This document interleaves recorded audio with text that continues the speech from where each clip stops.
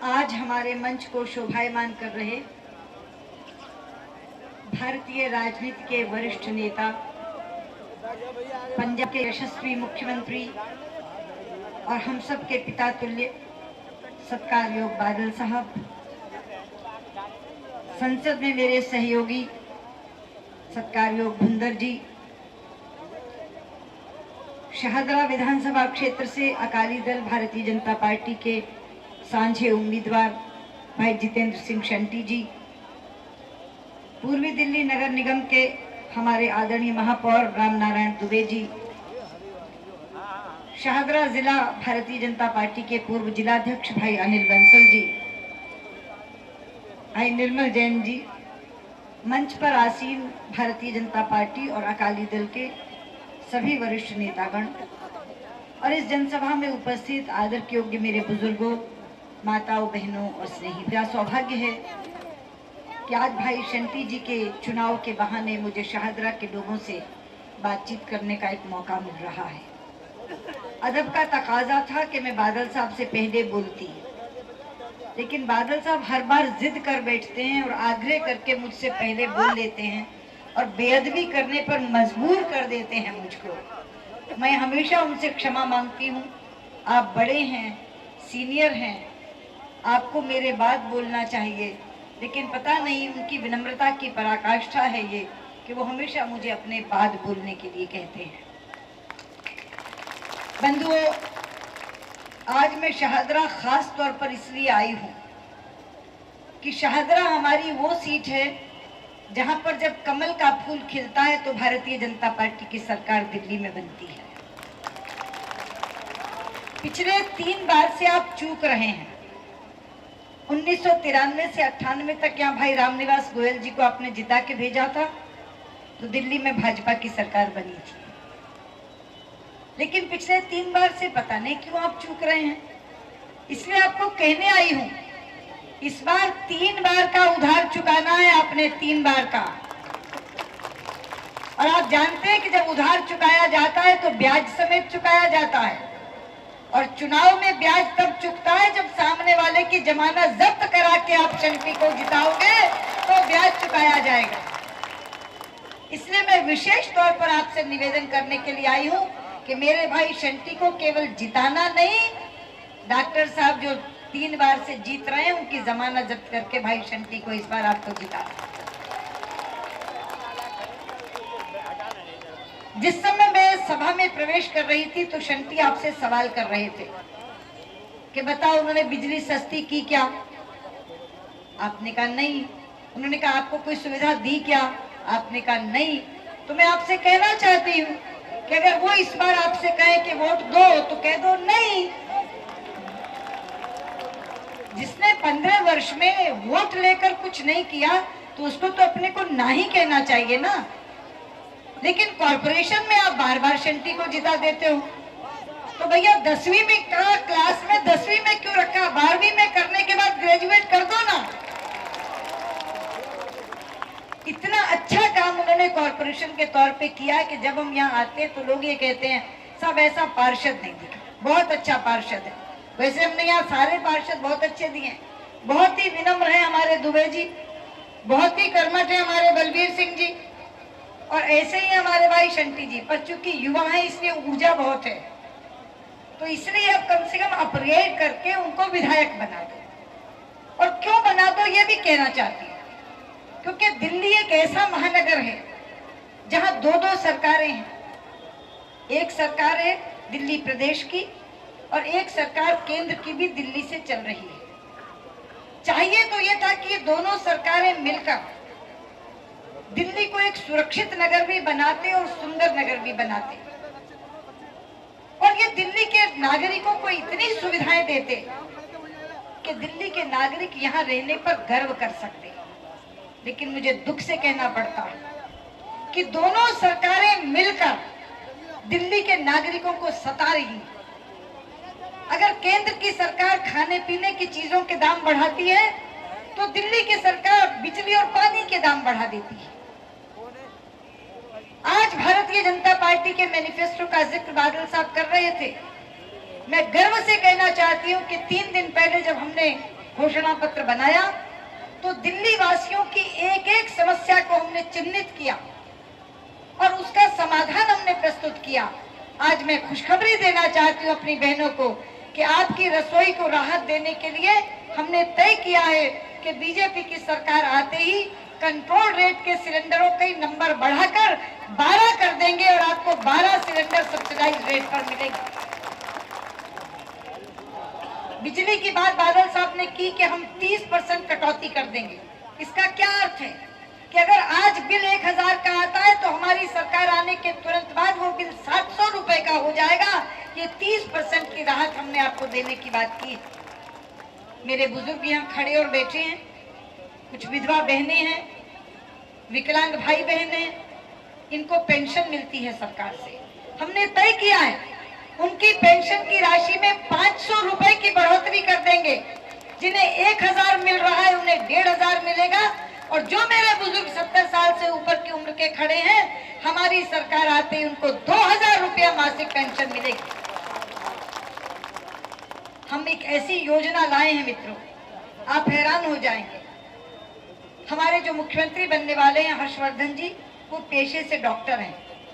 उन्होंने 25 दवाइयों की सूची बनाई है। वो दवाइयां हैं जो हर घर में हर परिवार को कभी ना कभी जरूर उनकी जरूरत पड़ती है और हमने तय किया है कि ये 25 की 25 दवाइयां दिल्ली के हर नागरिक को जन्म से लेकर मृत्यु तक हम मुफ्त उपलब्ध कराएंगे। कोई पैसा देकर ये दवाइयां आपको लेने नहीं जाना पड़ेगा। मेरे युवा साथी खड़े हैं इधर, उनके लिए हम योजना लेकर आए हैं। दिल्ली सरकार अपने युवाओं को एक स्मार्ट कार्ड देगी। उस कार्ड को लेकर आप मेट्रो में भी सफर कर सकेंगे, बस में भी सफर कर सकेंगे और कल को मोनो रेल आएगी तो उसी कार्ड से आप मोनो रेल में भी सफर कर सकेंगे। रियायती दर पर ऐसा कार्ड आपको उपलब्ध कराया जाएगा। दिल्ली में अनधिकृत कॉलोनियों की बहुत बड़ी समस्या है, बहुत बड़ी समस्या। एक बार शीला जी ने कहा था 1639 कॉलोनी को मैं नियमित करूंगी। घटते घटते वो 315 पे आ गई और 315 पे आके बात अटक गई कि एसोसिएशंस अगर 50,000 रुपया एकड़ के हिसाब से पैसा जमा कराएंगी तभी ये नियमित हो सकेंगी। हमने इस समस्या का अध्ययन करने के बाद घोषणा पत्र में आपसे वादा किया है कि हम अनऑथराइज्ड कॉलोनीज को नियमित करने के लेआउट प्लान का पैसा दिल्ली सरकार अपने खजाने से देगी। हम किसी एसोसिएशन से पैसा नहीं मांगेंगे और कॉलोनियों को नियमित करेंगे। दिल्ली में बहुत सी झुग्गी झोपड़ियां हैं। देश की राजधानी बहुत सुंदर नगरी होनी चाहिए, पर झुग्गियों वाला शहर सुंदर नहीं हो सकता। इसलिए हम एक योजना लाए हैं, अटल जन पुनर्वास योजना। हमारे पूर्व प्रधानमंत्री अटल जी के नाम पर हम लोगों ने ये योजना बनाई है। अटल जन पुनर्वास योजना के तहत हमने कहा है जहां झुग्गी वहीं मकान, हम झुग्गियों को मकानों में परिवर्तित कर देंगे। ये हम लोगों ने योजना बनाई है। दिल्ली में पूर्वांचल से आए हुए बहुत लोग रहते हैं, इस क्षेत्र में भी रहते हैं, शाहदरा क्षेत्र में भी रहते हैं, बहुत लोग रहते हैं। बिहार से आए हुए हैं, उत्तर प्रदेश से आए हुए हैं, बहुत पूर्वांचली आए हुए हैं। मुझे दुख हुआ था ये सुनकर के एक बार दिल्ली के मुख्यमंत्री ने कहा था ये बाहर से आए हुए लोग दिल्ली पर बोझ हैं, दिल्ली को गंदा करते हैं। मैं आज इस मंच से कहना चाहती हूँ ये पूर्वांचल से और बाहर से आए हुए लोग दिल्ली पर बोझ नहीं, दिल्ली की ताकत है। और हमने तय किया है हम एक माइग्रेंट्स वेलफेयर कमीशन, प्रवासी कल्याण बोर्ड का गठन करेंगे और उनके माध्यम से अपने सारे पूर्वांचली भाइयों का कल्याण करने का काम करेंगे। मित्रों, योजनाएं तो इतनी अनेक हैं कि अगर मैं उनका खुलासा करने लगूं तो 3 घंटे मुझे यही लग जाए। अभी ये मेरी 5वीं जनसभा है सुबह से। मैंने जंगपुरा से 11 बजे से कार्यक्रम शुरू किया था। जंगपुरा से ओखला गई, ओखला से कोंडली गई, कोंडली से पटपड़गंज गई, पटपड़गंज से यहाँ आई हूँ। अभी मुझे गांधीनगर और लक्ष्मी नगर की और सभाएं संबोधित करनी है। ठीक कह रहे थे बादल साहब, जहाँ के लिए 20 मिनट समझती थी वहाँ 1 घंटे में पहुँचती थी, जहाँ 1 घंटे का समय लेकर चलती थी वहाँ 1.5 घंटे में पहुँचती थी। इसीलिए 11 बजे से लगातार चल रही हूँ। अभी 2 सभाओं में और जाना है, इसलिए और योजनाओं का खुलासा तो नहीं करूंगी, पर ये कहना चाहूंगी कि मेरे ये जो युवा भाई है ना, ये फिल्म से पहले ट्रेलर देखने जाते हैं। और अगर इनको ट्रेलर अच्छा लगता है तो संगी साथियों को आके कहते हैं ट्रेलर बहुत बढ़िया था, फिल्म जरूर देखने जाना, वो बहुत अच्छी होगी। अगर आपको मेरा ट्रेलर पसंद आया है तो फिल्म कितनी बढ़िया होगी इसका अंदाजा आप लोग लगा सकते हैं। शीला जी कहती हैं कांग्रेस में नारा देकर, अनुभव है रफ्तार है, कांग्रेस फिर इस बार है। लेकिन मैं उनको जवाब देते हुए कहना चाहती हूं, अनुभव है घोटालों का, रफ्तार है अपराधों की, कांग्रेस फिर इस बार नहीं, क्योंकि पार्टी झूठे वादों की। और जैसा बादल साहब कह रहे थे, भारतीय जनता पार्टी एक विश्वसनीय पार्टी है, जो कहती है वो करती है, उससे ज्यादा करती है। इसलिए जो योजनाएं हमने आपको बताई हैं, अगर उनका लाभ आप उठाना चाहते हो तो मेरा एक निवेदन है, एक योजना आपको भी बनानी होगी। और वो योजना क्या है? 4 दिसंबर को कमल का बटन दबाने की योजना आपको बनानी होगी। वो बटन आप दबाओगे, शंटी जी को यहाँ से जिताकर भेजोगे। 1 नंबर का बटन है, अव्वल दर्जे से आना चाहिए। अव्वल दर्जे का बटन, अव्वल दर्जे की जीत। अगर आप कमल का बटन दबाओगे और शंटी जी को यहाँ से जिताकर भेजोगे तो दिल्ली में भारतीय जनता पार्टी की सरकार बनेगी। और मैं आपको एक खुशखबरी दे दूं, मैं छत्तीसगढ़, मध्य प्रदेश और राजस्थान का चुनाव प्रचार करके लौटी हूँ। छत्तीसगढ़ और मध्य प्रदेश में मतदान हो चुका है। उस मतदान की रिपोर्टिंग के आधार पर कह रही हूँ, छत्तीसगढ़ और मध्य प्रदेश दोनों राज्यों में तीसरी बार भारतीय जनता पार्टी की सरकार बन रही है, तीसरी बार। और राजस्थान में कांग्रेस विरोध की आंधी चल रही है, आंधी। वहां भी हम वसुंधरा जी के नेतृत्व में भारतीय जनता पार्टी की सरकार बनाने जा रहे हैं। ये एक विजय माला गूंथी जा रही है कमल की। मध्य प्रदेश ने अपना कमल जोड़ दिया, छत्तीसगढ़ ने अपना कमल जोड़ दिया, राजस्थान ने अपना कमल जोड़ दिया। इस पूरी विजय माल के मनके में चौथा कमल दिल्ली वासी जोड़ेंगे, तब ये श्रृंखला पूरी होगी। क्योंकि देश का रास्ता दिल्ली से होकर जाता है। जब ये 4 कमल जुड़ जाएंगे तो बड़ी माला कमल की हम भारत माता को पहनाएंगे और देश की सरकार भी इनसे छीनेंगे और देश की सरकार भी भारतीय जनता पार्टी की बनाएंगे। इसलिए मैं निवेदन करती हूँ आपसे, अपील करती हूँ आपसे, आप चूकना मत।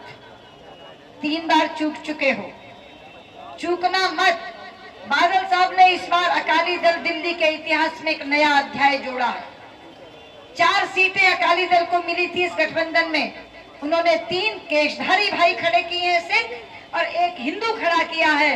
हरिनगर से भाई श्याम शर्मा अकाली दल के तराजू सिंबल पर चुनाव लड़ रहे हैं। और ये शुरुआत बादल साहब पंजाब में पहले से कर चुके हैं। पिछली बार के चुनाव में 8-9 एमएलए अकाली दल की टिकट पर हिंदू लड़े थे और जीते थे। अभी वो जिस कम्युनल हार्मनी का, सांप्रदायिक सौहार्द की बात कर रहे थे, उस हिंदू सिख एकता का एक बहुत बड़ा प्रमाण उन्होंने दिया है, ताकि 84 के दंगों के बाद जो दरार डाल दी थी कांग्रेसियों ने हिंदू और सिख के बीच में, वो दरार खत्म हो जाए, वो खाई पट जाए और हिंदू सिख एकता का एक प्रतीक बन करके यहाँ से शंटी जीत करके जाए, राजौरी गार्डन से सिरसा जीत कर जाए, कालका से हरमीत सिंह कालका जीत कर जाए और हरिनगर से मेरा भाई श्याम शर्मा जीत करके जाए।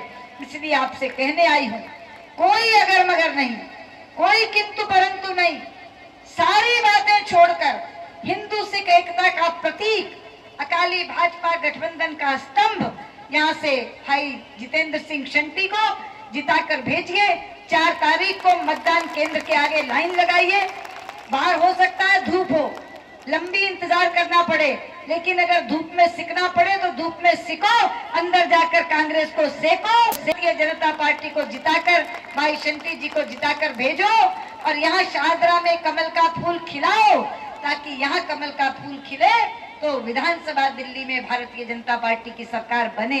आप मेरे इस निवेदन को स्वीकार करेंगे, ये विश्वास लेकर मैं आपसे विदा लेना चाहती हूँ। बहुत बहुत धन्यवाद, नमस्कार।